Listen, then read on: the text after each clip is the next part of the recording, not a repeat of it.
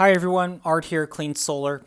Due to the increased number of remote consultations and use of the GoToMeeting platform, I've been asked to put together this short training video for some basics of how to operate GoToMeeting, starting with how to plan your meetings, set up the meeting rooms, distribute the invitations, run the meetings using the control panel, and then ending the meetings.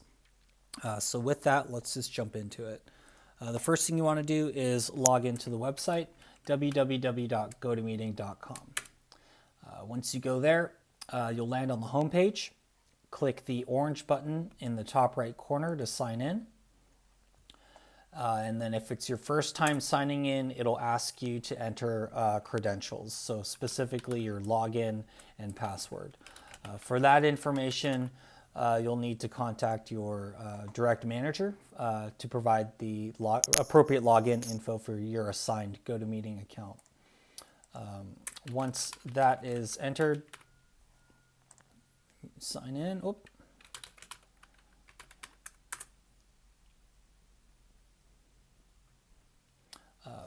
It'll take you to the GoToMeeting portal. So there's two sides, a left side and a right side. We'll start with the left side first. The left side displays all the meetings in queue. If there are any reoccurring meetings like our weekly sales call, that will be underneath the Rooms tab. The middle tab lists one-time meetings. So one-time meetings are probably going to be the bulk of what you're going to deal with.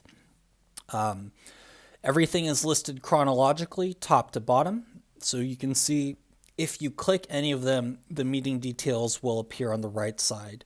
The name of the meeting, start time, duration, the meeting ID, and then the link to join the meeting as well. And that's true for all of the meetings.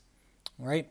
From here, let's just create an example meeting. So click the big blue button on the left, create meeting. A new window will appear asking you to enter meeting parameters. On the left tab, meeting, this is where you'll enter the meeting title or name of the meeting. We'll just write this as GoToMeeting Training. You can set up the new meeting as a online meeting room for reoccurrences, but the bulk of what you'll be dealing with, again, is probably one-time meeting. Select the date. So we'll just keep it at today. Select the start time. 11:30 we'll say, and then the meeting duration. So the important thing to know with the meeting duration is you always want to set the duration of the meeting longer than the consultation time itself. Why?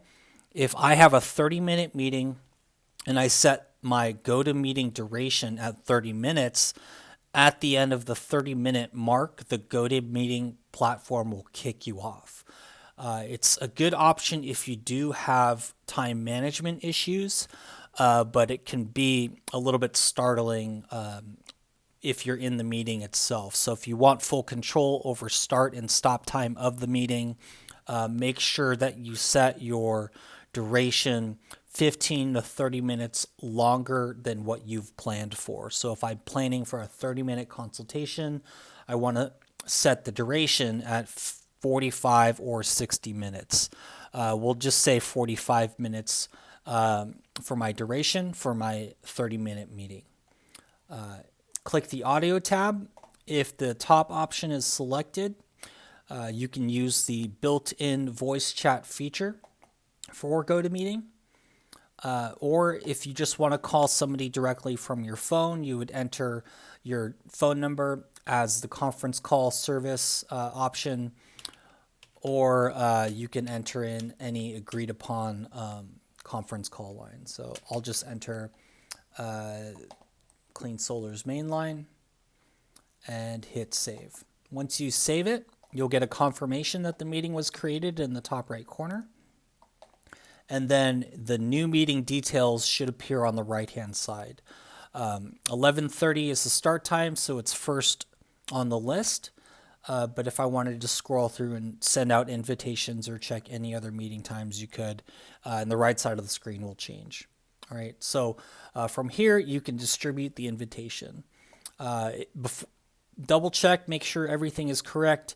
If anything is incorrect, you can edit it. It'll bring you back to this meeting parameters screen. You can make any additions, click the save button. We'll assume everything looks good from here.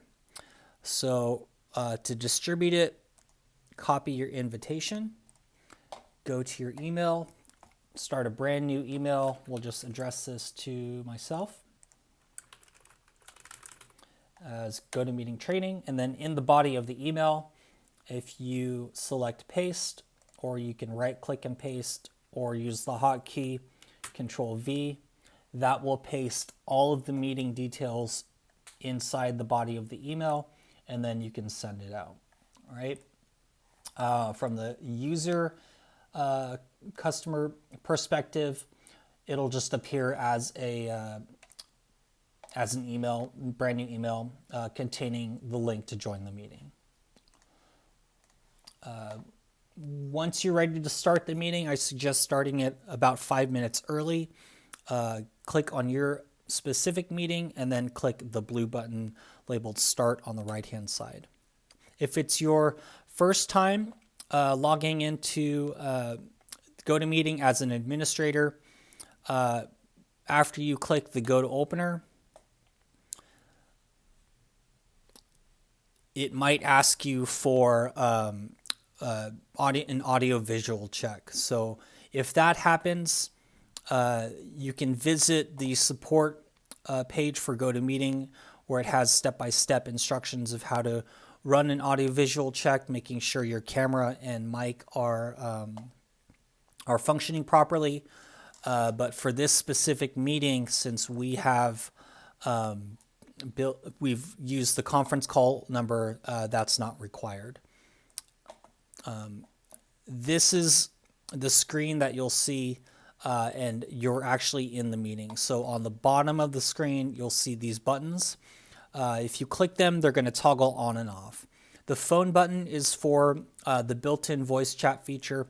It's not available for this specific meeting because I didn't set the voice feature with that built-in voice chat feature for this meeting. Remember, I just entered in a phone number to call. The second button is to turn your camera on and off. So if you click it, it'll turn on, turn green, and then you can see the webcam. So just be mindful about what else is behind you and your surroundings, but you can turn it off if desired. We'll just leave it on for now. If you do conduct a consultation in this format, you can think of this just as FaceTiming. So the meeting is actually running. You're just having a phone chat, but with visuals for face-to-face contact. If you wanted to share anything on your screen, which I think is the power of GoToMeeting, you would click the screen share button, and it'll ask you which screen you want to share. So if you're logging in from a home office where you have multiple screens available, you can select the screen that you want to share. I'm working off my laptop, so I only have one screen. Click that screen and then click the orange share button, and that will bring up the control panel. All right. There's two control panels. There's a small, skinny control panel. We'll set that aside from now. That has a couple more advanced settings.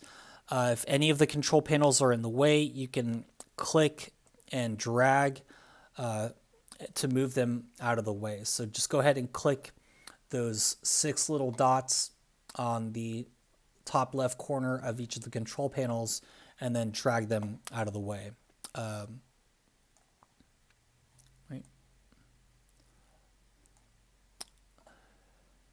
Those 4 buttons you're going to see on the left-hand side of the control panel. Those mirror what we started with earlier, toggling the voice chat feature on and off. You can turn off and turn on your webcam, and then this third button is for your screen share. If you are sharing your screen, you can see from a customer perspective what they see in this little box here. Along the bottom, there is an icon of 2 people with a little number. That's a list of all the occupants of the meeting. So for this current training video, it's just myself, 1 person, but if anyone joins the meeting, you'll see who joined and then how many people with that respective number. From here, you're just going to conduct the meeting, so you can run through your proposals. You can go into Aurora. You can build the system real time. You can draw on the screen, telling them how you'll run conduit or something like that. You can show them our fabulous Yelp reviews. You can run videos for, let's say,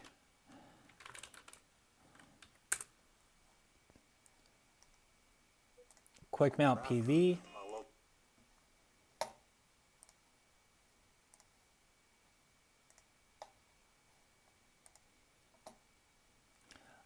So on and so forth. So it's a pretty powerful tool. Once you're done with the meeting, to close out, you'll just click this phone icon here, or you can click the top right button to close out. It'll ask you for confirmation that you want to end it, so go ahead and click yes, and the meeting is done. The meeting info that you've created will still sit there. So one thing you might want to do is you can delete it, delete the meeting. That way we're keeping the queue of meetings open and clear for anyone else who needs to use the platform. That concludes the training. Thanks, guys.